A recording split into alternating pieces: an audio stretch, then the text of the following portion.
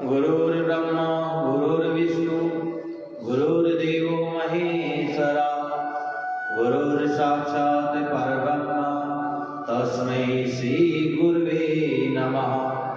ध्यानमूलं गुरुमूर्ति पूजामूलं गुरुपदं मंत्रमूलं गुरुवाक्ये मोक्षमूलं गुरुकृपा। परम कृपालु परम दयालु आनंदगम सच्चिदानंद परम परमात्मा के चरणाल बिंदों में प्रणाम करते हुए वंदन करते हुए नाना स्वरूप विराजमान आत्मदेव को कोटि कोटि प्रणाम वंदन नमन।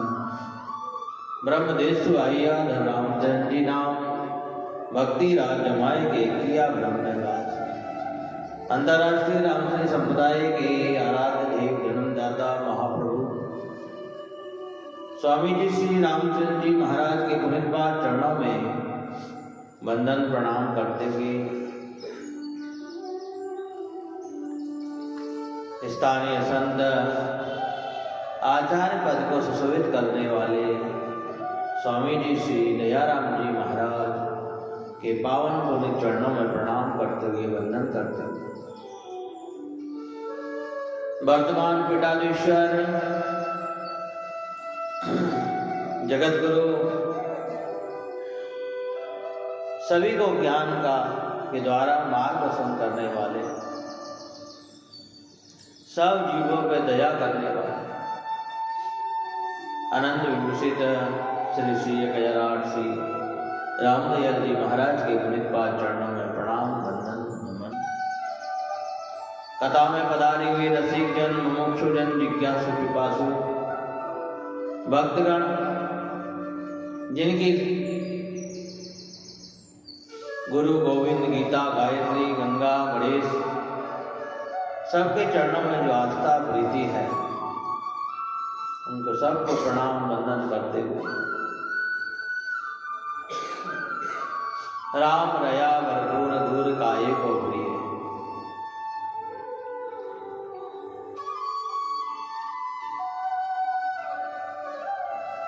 पावन जीवन को सुंदर बनाने वाली मानस की पावन कथाएं मनुष्य का जीवन सुधारने वाली पावन मनुष्य की को सही मार्ग बताने वाली भक्ति के रस में भरी हुई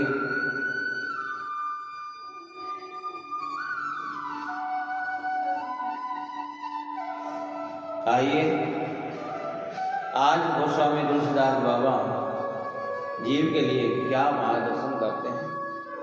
दो घड़ी संकीर्तन के साथ में पावन आज की ज्ञान चर्चा प्रारंभ करते हैं। सीताराम सीताराम गाइए जाहि विधि ताहि विधि आइए सीताराम गाइए। मन परमात्मा के नाम का भजन करता रहेगा।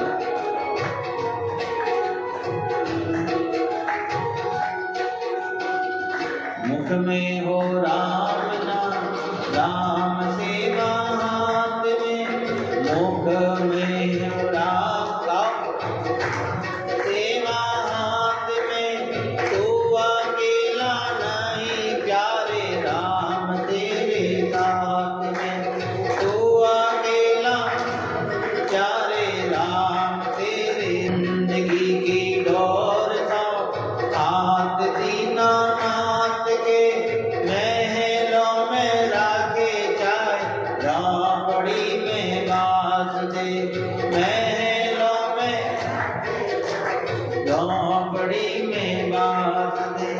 धन्यवाद। जैसे क्या किसी ने सोचा था कि राजा दशरथ के मनोरथ पूरे नहीं होंगे।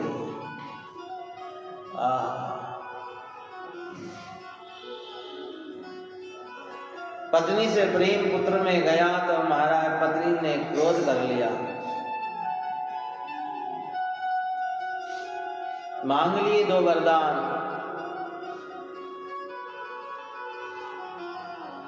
पहला अपने पुत्र के लिए और दूसरा राम के लिए महाराज।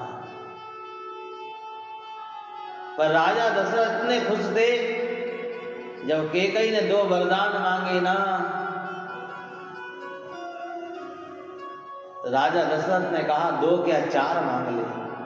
क्या? तो कैकेयी ने क्या कहा? मांगो मांगो पे कयम प्रिय, कवहु न देहु न लेहु। बहुत कहते हो मांग ले मांग ले मांग ले, जब पत्नी मांगने पे आती है तब महाराज क्या?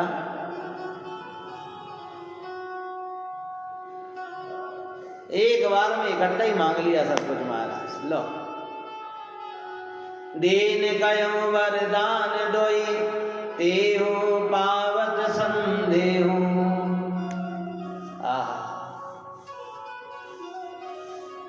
राजा दशरथ ने कहा देवी, तुझे जो भी कुछ मांगना है ना, उस मांगने से पहले तू तेरा ये रूप त्याग दे बस। मुझे डर लग रहा है तेरे रूप से। क्या? देखो, परमात्मा का पिता है फिर भी डर लग रहा है। नारी की क्रिया से कब पुरुष को डर लगने लगे ये कह नहीं सकते। क्या? मांगो। हम रोज मांगते हैं भगवान से, कोई भगवान मांग लेता हूं। महाराज, हम भगवान को रोज आकर कहते हैं हमारे घर आना, हमारे घर आना। अरे भगवान कहते कभी तुम हमारे घर आना तो है? फिर अगले दिन ही अखबार में खबर आएगी अगला इंसान भगवान के घर चला गया। बोलो राम। हाँ, जब आप रोज भगवान को कह रहे हो तो भगवान नहीं कहेगा क्या तुमको? ये बताओ। हाँ, आप रोज निमंत्रण दे। कैकेयी से बार बार कहा कैकेयी तू तेरा ये रूप त्याग दे बस। मैं तुझे वचन देता हूं महाराज कि हमारे कुल की परंपरा है कि एक बार जिसे जो वचन दे दिया ना, तो उसे प्राणों की आहुति देकर के भी पूरा करते हैं।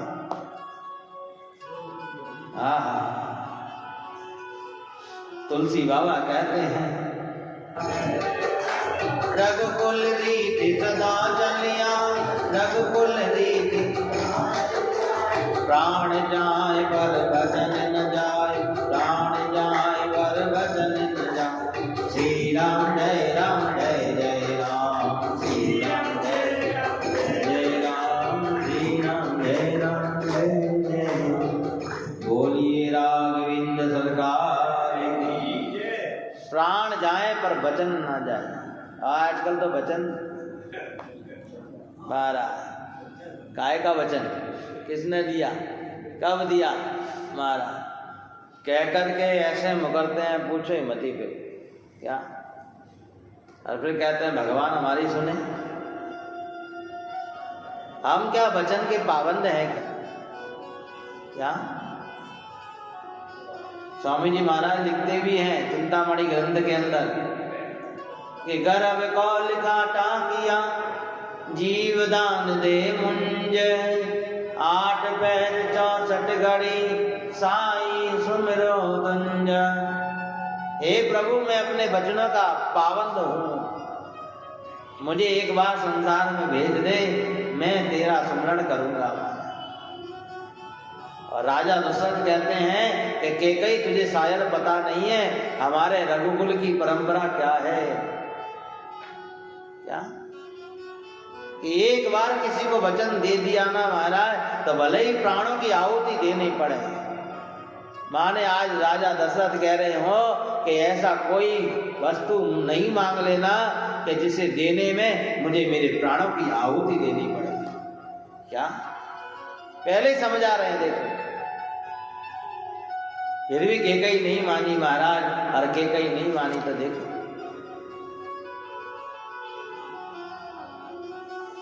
प्रेम बस, प्रीति बस, मोह बस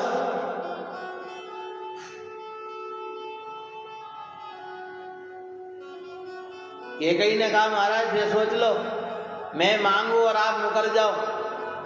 बार बार राजा दशरथ यही कहते हैं, रघुकुल रीत सदा चली आई, प्राण जाए पर वचन न जाए। सुनहु प्राण प्रिय भावत जी की, और कह दिया हे प्राण प्रिय, क्या कहा? गोस्वामी जी लिखते हैं माने प्राणों की जो स्वामी है वो कौन है? प्राण प्रिय है ना, इसीलिए तो अब प्रेम टूटे तो प्राण टूटे महाराज। इसीलिए सुनहु प्राण प्रिय भावत जी का, देहु एक बार भरत ही टीका। कि महाराज सुनो, आप मुझे प्राण प्रिय कहते हो ना, इसलिए मैं कह रही हूं आपको कि मेरे को 2 वरदान चाहिए, और पहले वरदान में मुझे भरत का टीका चाहिए। क्योंकि राजा दशरथ ने सबसे सलाह मांगी, सबसे पूछा क्या मैं राम को राजा बना दूं, पर कैकेयी से नहीं पूछा। क्या राजा दशरथ सिर पकड़ करके बैठ गए, अरे ये क्या हो गया। काश अगर राजा दशरथ सबसे पहले कैकेयी को पूछ लेते ना महाराज, तो इतिहास में कोई भी राम जी को राजा बनने से रोक नहीं पाता। क्योंकि कैकेयी जितना प्रेम राम से करती है ना, उतना कोई नहीं करता। परंतु कैकेयी को जब तक पता चला, जब तक महाराज दूसरे ने आकर के उसकी बुद्धि पर कब्जा कर लिया। क्या आज कैकेयी खुद की बुद्धि से नहीं चल रही है, दूसरे के चलने से चल रही है महाराज। क्या? और जो लोग दूसरे की सलाह से चलते हैं ना महाराज, वो हमेशा बोलो दुखी ही रहते हैं, ये ध्यान रखना। आज कैकेयी इसीलिए अपनी बुद्धि से नहीं चल रही है। मत चलो आप दूसरों की सलाह में चलो। क्या? और दूसरों की सलाह में लेने वाला हमेशा दुखी है। भरत के लिए राजा राज मांगा है, और दूसरे वरदान में महाराज रामायण के अंदर, मानस के अंदर कहते हैं कि 7 कांड हैं। कितने? 7 कांड हैं। 9 परायण है, 30 मास परायण है महाराज। क्या? या तो 7 दिन में पूरा कर लो इसे, हर एक कांड को रोज पढ़ लो, या फिर 9 दिन में इसको पढ़ने का प्रयास करो, या फिर वो भी नहीं हो सके तो 30 दिन में पढ़ो। परंतु देखो कितना सटीक तुलसी बाबा जब लिखने लगे कि राम जी को 14 वर्ष का वनवास मांगा, तब 14वां ही मास परायण प्रारंभ हुआ हमारा। आप रामायण खोल करके देखना, 13 मास परायण पूरा होने के बाद में जैसे ही 14वां मास परायण पूरा चालू होता है, तभी ही कैकेयी कहती है राजा दशरथ को कि महाराज मैं अपना दूसरा वर मांगो, आप सावधान हो। राम जय जय राम, बोलो श्री राम जय राम। सुनहु प्राण प्रिय भावत जी का, सुनहु प्राण प्रिय भावत जी का, देहु एक बर भरत ही का, देहु एक बर भरत ही, मांगो दूसर बर कर जोर। तुलसी बाबा लिखते हैं हाथ जोड़ करके मांग रही है, जैसे बहुत अच्छी वस्तु मांग रही हो, निवेदन कर रही है हमारा। राजा जी हाथ जोड़ करके कह रही हूं, देखा कितनी समझदार है। अरे मांगना जैसे ही मांग लेना है? जब सामने वाले ने वचन ही दे दिया कि वो देगा, तो फिर हाथ जोड़ने की क्या जरूरत है? रघुनाथ मनोरथ मोर, रघुनाथ मनोरथ मोर, श्री राम जय राम श्री राम जय राम। तापस वेश विशेष उदासी, तापस वेश विशेष उदासी, 14 वर्ष राम बन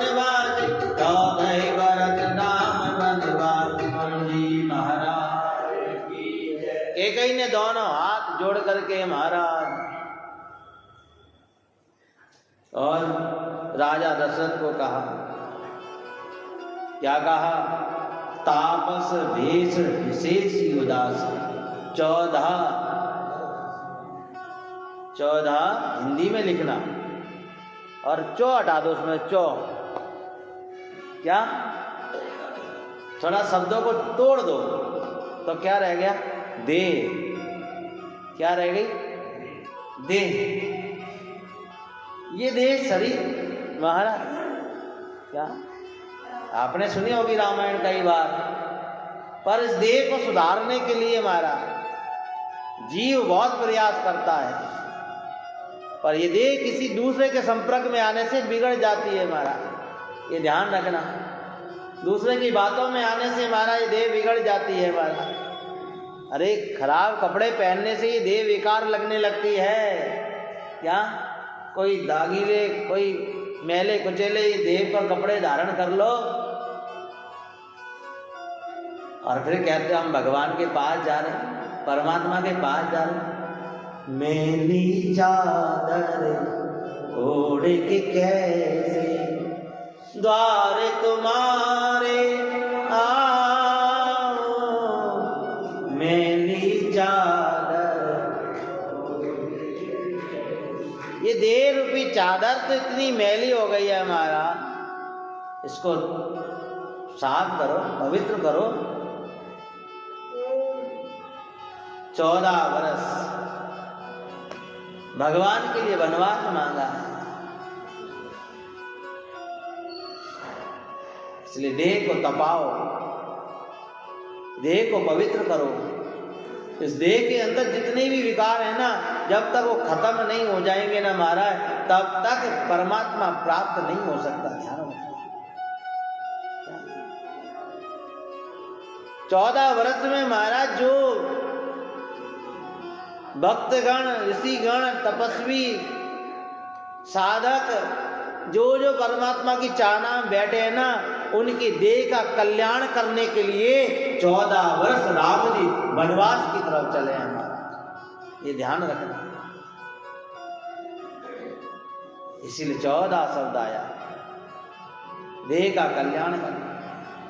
कई ऋषि महात्मा, कई भक्तगण रास्ते में इंतजार कर रहे हैं परमात्मा का, कभी तो भगवान अयोध्या से निकलेंगे। क्या? केवल अयोध्या के कल्याण के लिए राजा बनते, पर आज केकई ने राम जी के देह पर तपस्वी रूप धारण करा दिया, और एक देह के ऊपर जब तपस्वी रूप बन जाता है ना महाराज, तभी दूसरे की देह का वो कल्याण कर सकता है, वो कल्याण कर सकता है। ये 14 वर्ष का वनवास है महाराज, ये ध्यान रखना। इसीलिए राम जी राज देह लेकर के नहीं गए हैं, तपस्वी देह लेकर के गए हैं। तापस भेष है, कैसा वेश है? तपस्वी का महाराज। परमात्मा बनकर के नहीं गए हैं, राजा बनकर के नहीं गए हैं, क्योंकि राजा बनकर के जिससे उसकी देह का कल्याण हो जाए। इसे 14 हटाया तो क्या रह गया फिर? देह, और देह का कल्याण बताया। तपस्वी का रूप धारण करके राम जी चले महाराज,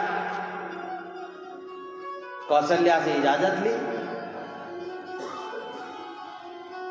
सीता जी ने आग्रह किया कि प्रभु राम, क्या कहा? सीता जी भी यही कहती हैं कि प्रभु देखो, यहाँ पर राम जी अपनी देह को परिवर्तन करके जा रहे हैं, और सीता जी भी कहती हैं कि प्रभु कि मैं अगर यहाँ रही तो सेवा तो कर लूंगी, पर इसकी गारंटी नहीं है कि ये देह रहेगी कि नहीं रहेगी। ये ध्यान रखना, क्योंकि आपके विरह में इस देह को मैं रखूं या नहीं रखूं, ये गारंटी नहीं दे सकती। इसलिए सीता जी को साथ लिया, और जैसे ही सीता जी को साथ लिया महाराज,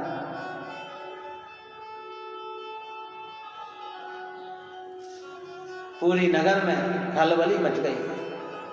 सब लोग केकई को कोसने लगे महाराज, अरे केकई तूने ये क्या कर दिया?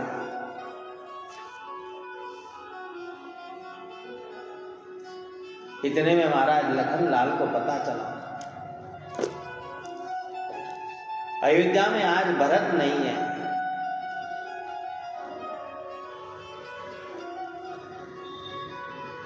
आज जो भीषण आग लगी है ना महाराज अयोध्या में, अगर भरत होते तो भरत का होने से ये आग शांत हो जाती।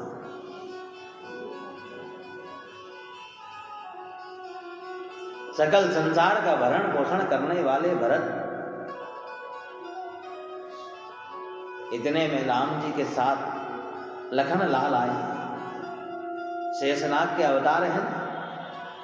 एक जगह तो रामायण में ऐसा लिखा है, लखन लाल को इतना क्रोध आया, क्रोध आकर के मन में ऐसा भाव बना लिया कि मैं जाकर के दशरथ को कहूं क्या महाराज, क्योंकि लखन लाल ने कई बार क्रोध किया।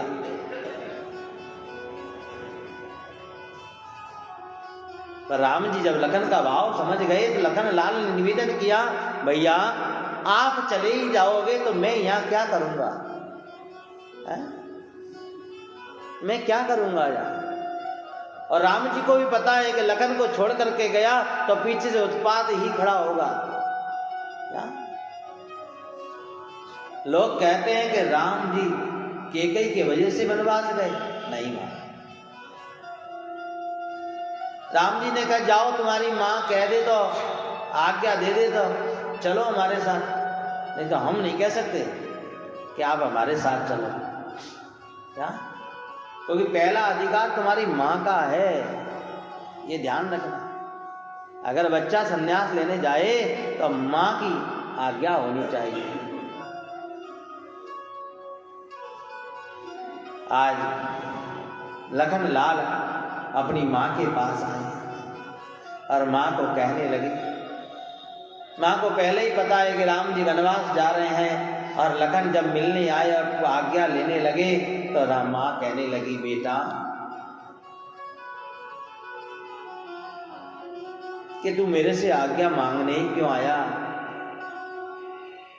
क्या इतने भी अच्छे गुण मैंने संस्कार तुझे नहीं दी?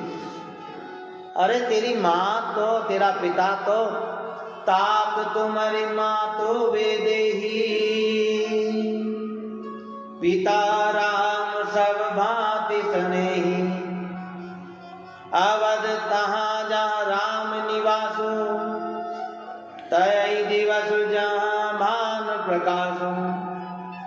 महाराज प्रकाश कहाँ होता है? जहाँ भानु का उदय होता है, सूर्य का उदय होता है। अभी आप विदेश जाओ तो वहां तो रात है क्या? जहां परमात्मा है वहीं तो प्रकाश है, ध्यान रखना। कई लोग तो सूर्य उदय होने के बाद भी सोते रहते हैं क्या? सूर्य आकर के जगाता है क्या? अगर आप अपने जीवन में उन्नति चाहते हैं, बढ़ोतरी चाहते हैं, तो हमारा शास्त्र समझाते हैं कि हम सूर्य उदय से पहले उठे क्या?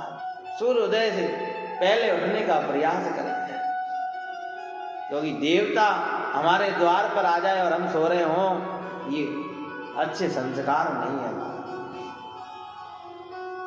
जिन्हें सूर्य आकर के उठाता है ना महाराज, उनके जीवन में कभी बढ़ोतरी नहीं होती महाराज।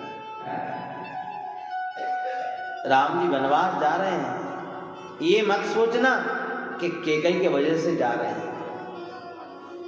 क्या लिखा है मानस में?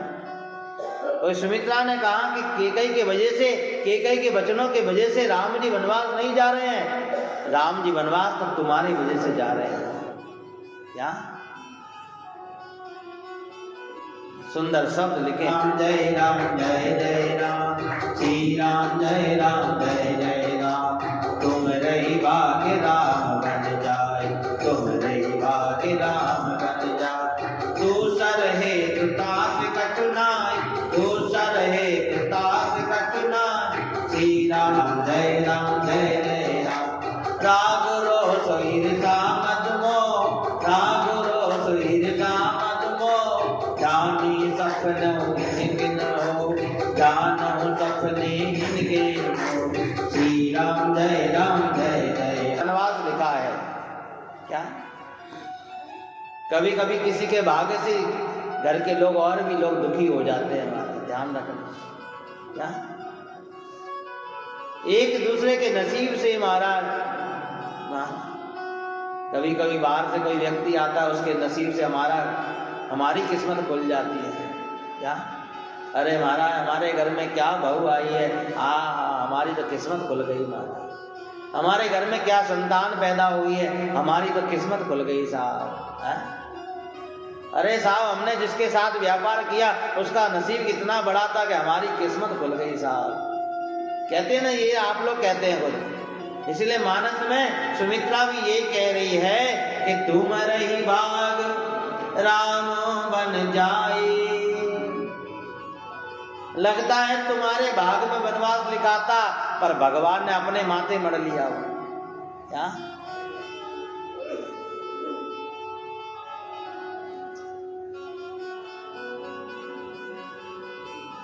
पर यहां पर सुमित्रा ने कहा लखन सावधान,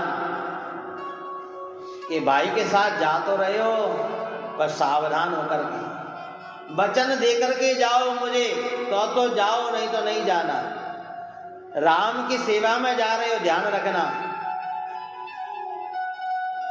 रघुनाथ की सेवा में जा रहे हो, और जब रघुनाथ के मार्ग पर चलो, रघुनाथ के पीछे पीछे चलो, तो ये 5 चीज मन में नहीं लाना कभी। और मन में तो क्या, सपने में भी मत लाना।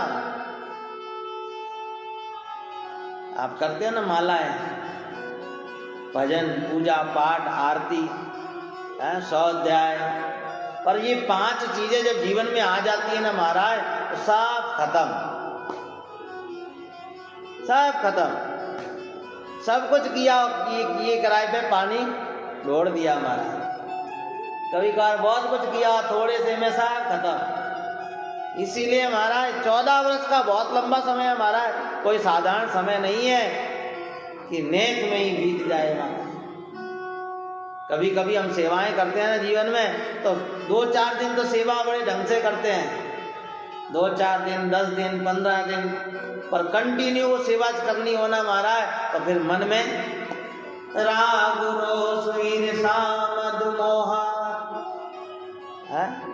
धीरे धीरे करके क्रोध आने लगता है, ईर्ष्या आने लगती है।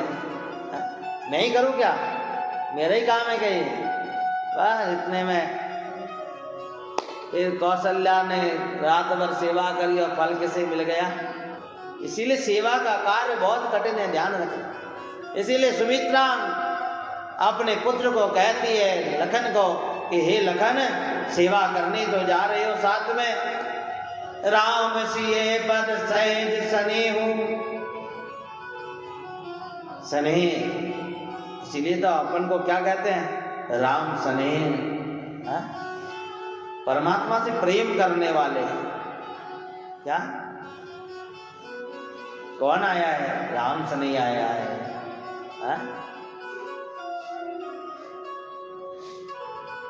इसीलिए हमेशा स्नेह रखना, तो सेवा पूर्ण हो पाएगी, नहीं तो सेवा अधूरी रह जाएगी।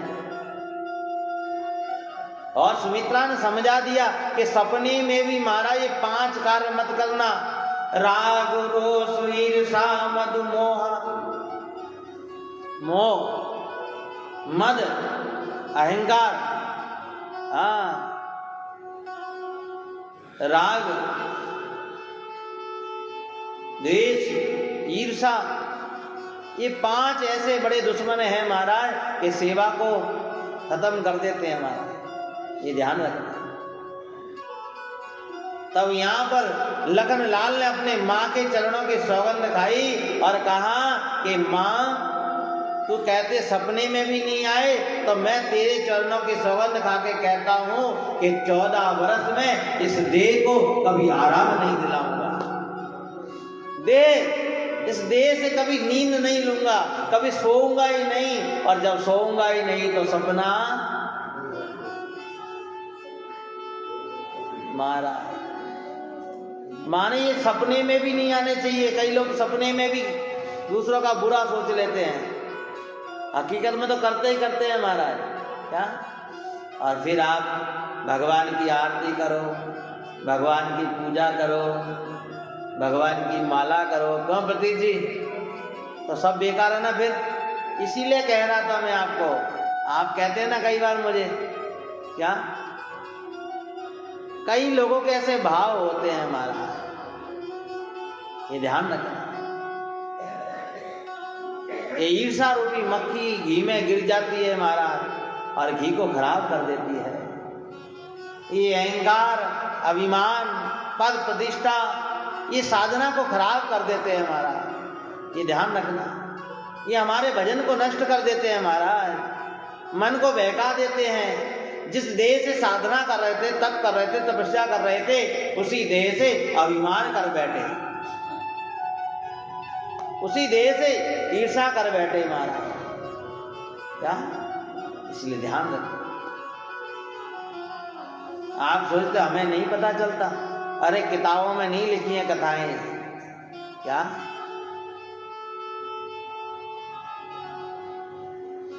आप लोग चुपचाप कितने कार्य करते हो हमें सब पता रहता है। कई लोग आकर के रामदर में क्या क्या चर्चाएं करते हैं, कब कब करते हैं हमारा, क्या? भूमि पे पड़ा है, सुमन ने उठाया जट। महाराज आप तो ज्ञानी हैं, आप ही धैर्य छोड़ देंगे तो फिर आगे क्या होगा? सुमन देख, मेरा पुत्र वनवास जा रहा है, वो नहीं मानेगा, क्योंकि उसका अवतार ही धर्म के लिए हुआ है, धर्म की पालना करने के लिए हुआ है। राम कौन है? धर्म का प्रतीक है महाराज। और जो मनुष्य अपनी देह से धर्म का त्याग कर देता है ना महाराज, उसकी देह नहीं है फिर महाराज। इसीलिए सब कुछ छूट जाए पर धर्म नहीं छूटना चाहिए। इसलिए धर्म की पालना करने के लिए राम तो चले गए, पर धर्म जब द्वार पर पहुंचा, द्वार से आगे निकले उससे पहले सुमंत से कह दिया, मूर्छा तव भूपति जागे, कई मूर्छा तव भूपति जागे। बोले सुमंत कहने नस लागे, बोले सुमंत कहने नस लागे। श्री राम जय राम जय जय राम, श्री राम जय राम जय जय राम। पुनि धर धीर कयो नर नाम, पुनि धर धीर कयो नर नाम। ले रघु संग सखा तुम जाओ, ले रघु संग सखा तुम जाओ। श्री राम जय जय राम, श्री राम जय जय राम। श्री राम जय जय राम, श्री राम जय राम, श्री राम जय जय राम, श्री राम जय जय राम। तब सो मंद नव बचन सुहाय, तब सो मंद नव बचन सुहाय। कर विनती रत राम चढ़ाए, कर विनती रत राम चढ़ाए। श्री राम जय जय राम, श्री राम जय जय राम, श्री राम जय जय राम, श्री राम जय राम। बोलिए राम जी महाराज की जय। सखा कहा इसीलिए तत्काल सखा धर्म निभाया, और सखा धर्म निभा करके माने। द्वार पर राम जी गुरु वशिष्ठ से चर्चा ही कर रहे थे, इतने में रथ लेकर के सामने खड़े हो गए और पिता के वचनों को कहा, रोका नहीं है पिता ने।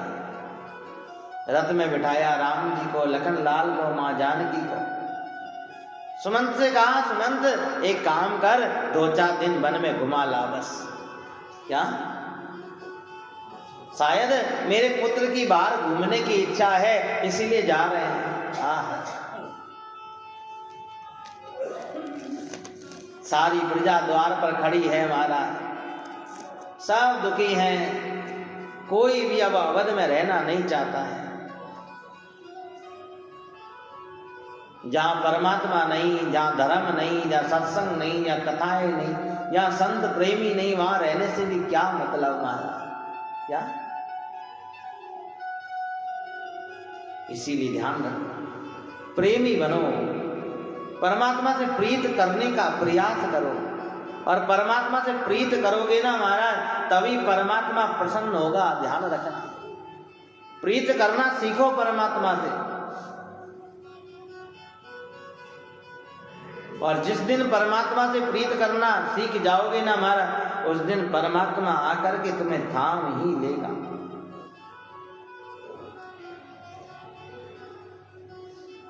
परंतु क्या करें, भगवान से प्रीत करना ही नहीं आती है।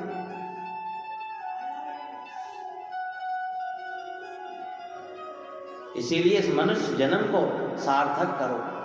मनुष्य जन्म मिला है परमात्मा से प्रीत करने के लिए, परमात्मा की तरफ बढ़ने के लिए। महाराज सुमंत रथ में बिठा करके राम जी को ले चले। महाराज राजा दशरथ बिलक रहे हैं, रो रहे हैं, सारी प्रजा साथ चल दी। राम जी ने देखा पीछे सारी प्रजा, आज कोई भी अवध में नहीं रहता। महाराज जिनसे चला नहीं जा रहा है ना, वो भी महाराज राम के पीछे चल दिए।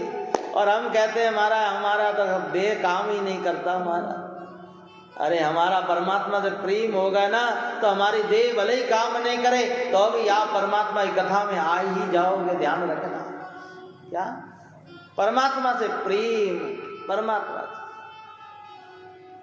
भागवत के अंदर एक प्रसंग है, जब नंद के घर भगवान का अवतार हुआ महाराज, एक 75 वर्ष की डोकरी महाराज और सज धज के महाराज भगवान के आंगन में आकर के नाचती है महाराज, जो चल नहीं पा रही थी ढंग से। पर देखो परमात्मा से प्रेम देखो क्या। इसीलिए प्रीत करना बहुत कठिन है। परमात्मा मनुष्य देह को सुधारना है ना तो हर एक अंग से परमात्मा के लिए कार्य करो महाराज, तब कहीं जाकर के परमात्मा कृपा करेगा। चले गए भगवान, सारी प्रजा संग में चली गई। तमसा नदी के किनारे प्रथम विश्राम किया भगवान ने। रात को सोते हुए सब लोगों को भगवान उनको भी छोड़कर चले गए, क्योंकि भगवान किसी की देह को कष्ट देना नहीं चाहते। राम वही है जो किसी की देह को कष्ट नहीं दे। महाराज राम का सेवक वही है जो अपने देह पर कष्ट धारण कर ले पर सामने वाले को कष्ट नहीं हो, वो राम का सेवक है। महाराज सन्यासी वही है जो दूसरे को कष्ट नहीं दे, स्वयं कष्ट सहन कर ले। महाराज यही तो राम तपस्वी वेश में समझाते हैं। महाराज ध्यान रखना, इसीलिए तपस्वी साधु का रूप बना करके, और साधु से किसी को तकलीफ हो जाए महाराज वो सन्यासी ही नहीं है। महाराज ये ध्यान रखना। बोलिए संत भगवान की। आइए समय ने जवाब दिया है, आगे की शेष चर्चा कल श्रवण करेंगे। अब तो दिन ही कितने रह गए, 4 दिन और रह गए हमारा। हाँ